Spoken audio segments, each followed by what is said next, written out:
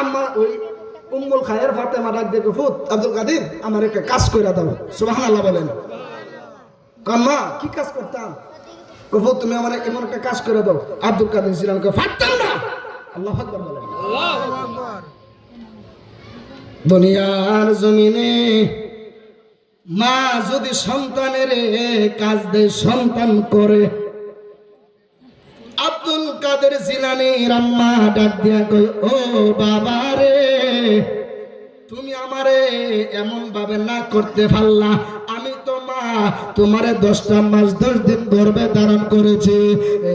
আমার আজকের ইব্রাহিমপুর 18 যুবক ভাইরা গো, এবার আব্দুল কাদের জিলানী ডাক দিয়া কই, আম্মা গো, আমি তোমার এই কাজটা করে দিতে পারতাম না।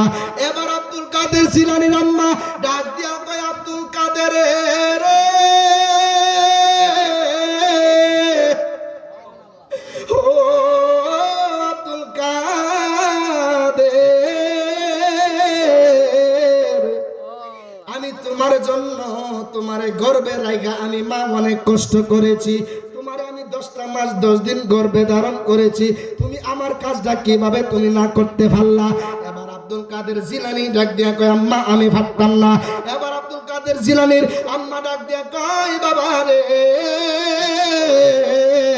আমি তোমার গর্ভে রাখা অনেক কষ্ট করেছি।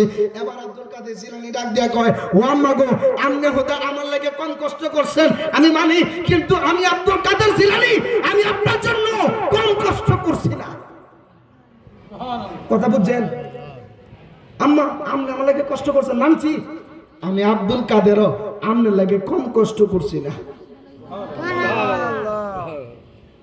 বড় ফির আব্দুল কাদের জিলানী আমার ডাক দেখি, কিরে ফু, 2 দিয়ে কামাই করে হাওয়াইলে না, একটা ফুজাল হয়ে দিয়ে আমার সহযোগিতা করলে না।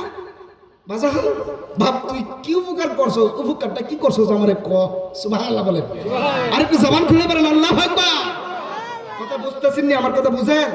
দেখেন আল্লাহর ওলি আব্দুল কাদের জিলানী যে কেমন আল্লাহর ওলি, আমারে বলছে যে একটু সামনে বেলায়েত, এই জন্য বেলায়েতের উপর একটু আলোচনা করতেছি। কষ্ট হইতেছে না?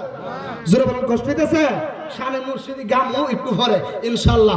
এবার আব্দুল কাদের জিলানী আম্মা ডাক দিয়ে কিরে বল, তুই কি কষ্ট করলে আমারে ক। এবার আব্দুল কাদের জিলানী ডাক দিয়া কয়, ও আম্মা গো, স্মরণ করো সেই দিনের কথা যেদিন আমার আব্বা বাড়ির মধ্যে ছিল না। আমার আব্বা কোথায় যেন সফর করতে বের হয়েছিল। বাড়ির